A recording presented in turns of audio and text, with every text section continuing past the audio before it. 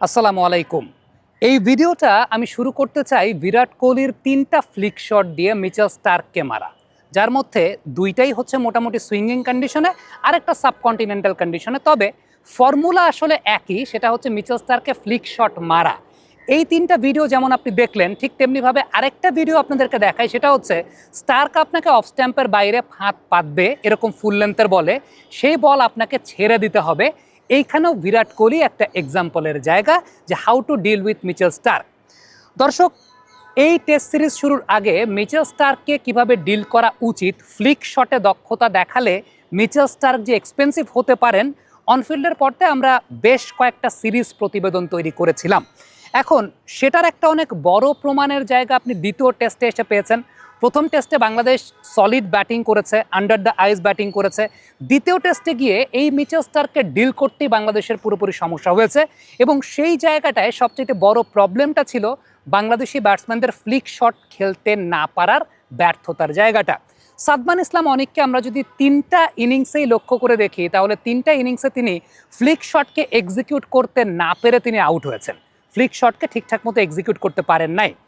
নাজমুল হোসেন শান্ত দ্বিতীয় টেস্টের প্রথম ইনিংসে যে বলটা আউট হয়েছেন সেটাও ফ্লিক শটকে এক্সিকিউট করতে পারেন নাই। লিটন কুমার দাস প্রথম ইনিংসে যে বলটা আউট হয়েছেন সেটাও তিনি ফ্লিক শটকে এক্সিকিউট করতে পারেন নাই। এটা যেমন একটা বিষয়। দ্বিতীয়ত, মুমিনুল এবং তানজিদ হাসান তামিম প্রথম ইনিংসে যেভাবে আউট হয়েছেন সেটাও কিন্তু অফ স্ট্যাম্পের বাইরে ফুল লেন্থ করিডোরে বল, যেটা তাদের ছেড়ে দেওয়ার কথা, সেই বলগুলোকেও তারা ছাড়তে পারেন না। যেটা আমি বিরাট কোহলির এক্সাম্পলটা আপনাদেরকে দেখালাম, যে অফ স্ট্যাম্পের বাইরে এরকম ড্রাইভিং স্লটের বল যেটা স্টার্ক দেবেন, আপনাকে লোভটা সংবরণ করতে হবে। এখন এই যে ফ্লিক শটের এক্সাম্পলটা আপনাকে দিচ্ছি, আপনি হয়তো বা বলতে পারেন যে ভাই আপনি তো সাদা বলের ফরম্যাটে বিরাট কোহলির এরকম ব্যাটিং দেখালেন, বা শুধু বিরাট কোহলিরই কি দেখালেন, বা শুধু বিরাট কোহলি কি এভাবে স্টারকে ডিল করেছে কিনা। লাল বলেও বিরাট কোহলির এরকম প্রচুর প্রচুর ফ্লিক করার কিংবা ফ্লিক করে স্টারকে ডিল করার এরকম প্রচুর উদাহরণ আছে। বাট আমি খুব গ্ল্যামারাস লাগলো তো এই 3টা শট, যে কারণে এই 3টা গ্ল্যামারাস শট একটু আপনাদেরকে দেখালাম। এবারে লাল বলে আরও কিছু এক্সাম্পল আপনাদেরকে আগেও আমি দেখিয়েছি, এবার একটু দেখাই। বেন ডাকেট কিভাবে মিচেল স্টার্ককে ডিল করেছিলেন। তিনি ডিল করেছিলেন একদম ওইভাবেই, ফ্লিক কিংবা গ্ল্যান্স শটের মাধ্যমে। এবং ফ্লিক বা গ্ল্যান্স শটে পারদর্শিতার জন্য আসলে যেইভাবে সলিড থাকা প্রয়োজন, যেইভাবে টো পজিশন মেনটেন করা প্রয়োজন, সেইভাবেই কিন্তু করতে হবে। বিশেষ করে মিচেল স্টার্কের বল যখন খুব ক্লোজ পিচ করছে এবং এত জোরে আসছে, আপনাকে কিন্তু ফ্লিক শটে পারদর্শিতা দেখাতে হবে। ইভেন ইয়াশাসভি জয়সওয়াল যে ইনিংসটাতে অস্ট্রেলিয়ার এগেনস্টে দুর্দান্ত একটা ইনিংস খেললেন, ওই ইনিংসটাতেও জয়সওয়াল কিন্তু মিচেল স্টার্ককে ডিল করেছেন আসলে ফ্লিক শটের মাধ্যমে। এবং যখনই মিচেল স্টার্ককে ফ্লিক শটের মাধ্যমে এভাবে দু একটা শট খেলে ফেলা হয়, স্টার্ক তখন তার লাইন পরিবর্তন করে অফ স্ট্যাম্পের বাইরে চলে আসেন।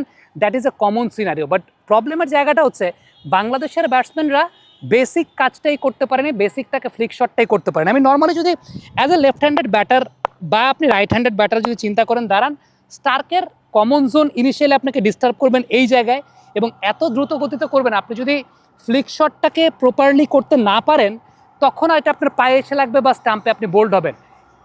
আদারওয়াইজ স্টার্ক আপনাকে অফ স্ট্যাম্পের বাইরে আপনাকে ড্রাইভ করতে বাধ্য করবে, আপনি সেখানে আউট হবেন। এটাই কমন প্যাটার্ন স্টার্কের এগেনস্টে। বাবা, এত এনার্জি কই পাও? এই পাওয়ার চুমুকে অ্যাকশন। এখন স্টার্ক যদি এই দুটার কোনোটাতেই যদি স্টার্ক সফল না হয়, তখন তিনি যে কাজটা করেন সেটা হচ্ছে লেন্থটাকে পরিবর্তন করেন, লাইনটাকে পরিবর্তন করে অফ স্ট্যাম্পের বাইরে ব্যাটসম্যানকে কাট খেলাতে প্রলুব্ধ করেন। তখনই ব্যাটসম্যান যদি তার ওই দিনটা বেটার থাকে, তখন স্টার্ককে তিনি খুব বেটার ওয়েতে ডমিনেট করতে পারেন। এইবারে আমি যে বিষয়টা নিয়ে আসলে কথা বলতে চাই সেটা হচ্ছে, কেন বিরাট কোহলি বা অন্যান্যদের ফ্লিক শটের টেকনিকের সঙ্গে বাংলাদেশের ব্যাটসম্যানদের ফ্লিক শটের টেকনিকে প্রবলেম আছে। আপনি যদি বিরাটের 3টা শট, যে 3টা শট আমি আপনাদেরকে দেখালাম ফ্লিক করছেন, খেয়াল করে দেখবেন প্রত্যেকটাতে বিরাটের টো পজিশনটা স্ট্রেইট। শট খেলার সময়, শট খেলার ফলোথ্রুতে টো পজিশনটা স্ট্রেইট, মানে ফ্রন্ট লেগটাকে তিনি ওই জায়গাটায় ব্যালেন্সটা নিয়ে ফেলছেন টো পজিশনটাকে স্ট্রেইট রেখে। এবারে এটার সঙ্গে যে কোনো একটা শটের সঙ্গে আপনি যদি লিটন কুমার দাসের প্রথম ইনিংসে আউট হওয়ার একটু কম্প্যারিজন করেন, সেখানে দেখবেন লিটন কুমার দাসের টো পজিশন পয়েন্টিং টুয়ার্ডস কাভার কিংবা পয়েন্ট, একেবারে of balance Liton Kumar Das. So Flick shot খেলার যে জায়গাটা আপনাকে যেরকমভাবে সলিড হতে হবে, এখানে আপনি এক্সাম্পলটা বিরাট কোহলির কাছ থেকে নিতে পারেন যে how to deal with Mitchell Starc. Flick শটে পারদর্শিতা, অফ স্ট্যাম্পের বাইরের বল ছেড়ে দেওয়া, এভাবেই বড় ব্যাটসম্যানরা মিচেল স্টার্ককে ডিল করেছেন। এখন বিরাট কোহলির ক্ষেত্রে সলিডিটির জায়গাটা হচ্ছে যে আলটিমেটলি তিনি তার টো পজিশনটাকে স্ট্রেইট রাখে। এখন বাংলাদেশে শুধুমাত্র অস্ট্রেলিয়া ট্যুর করেছে ব্যাপারটা তো সেরকম না, সামনে বাংলাদেশ ইংল্যান্ডেও ট্যুর করবে, ওইখানেও এরকম সামনে তাদেরকে বল করা হবে, ওইখানেও ফ্লিক শটে আপনি যদি পারদর্শিতা দেখাতে না পারেন তাহলে কিন্তু ওইখানেও ওই জায়গাটা তো সুইঙ্গিং কন্ডিশন যখন থাকবে তখন আপনাকে ডিসিপ্ট হতে হবে against the English bowlers. So বাংলাদেশের প্লেয়ারদের হরাইজন্টাল ব্যাটে শট খেলার জায়গাটা along with vertical bats in front of the square, behind the square, shot খেলার যে জায়গাগুলোর টেকনিক ঠিকঠাক মতো অ্যাপ্লাই করা, এই জায়গাগুলোতে উন্নতির অনেক জায়গা আছে। এবং আমার কাছে মনে হয় যে ব্যাটিং কোচ মোহাম্মদ আশরাফুল আছেন, তার কাজটাই এটা, যখন এই ধরনের সুইঙ্গিং কন্ডিশনে খেলতে যাচ্ছে তখন rather than playing the vertical bat shots, horizontal bat শটসে পারদর্শিতার জায়গাটা ব্যাটসম্যানদেরকে এনশিওর করা এবং সলিড টেকনিকটা এই জায়গাটায় বিল্ড আপ করা, this is very very important, যেটা আমাদের আসলে করাটা খুব গুরুত্বপূর্ণ। এই টেস্ট সিরিজে প্রথম ইনিংসটা যদি আমরা প্রথম টেস্টটা যদি আমরা বলি, ডারউইনের কন্ডিশন অতটা সুইঙ্গিং ছিল না, ব্যাটসম্যানরা কিন্তু বেটার ব্যাটিং করেছে, সলিড ব্যাটিং করেছে। কিন্তু দ্বিতীয় টেস্টেই যখন একটু সুইঙ্গিং কন্ডিশন এসেছে ব্যাটসম্যানরা কিন্তু পুরোপুরি সেই জায়গাটার টেকনিকটা এক্সপোজড হয়ে গিয়েছে।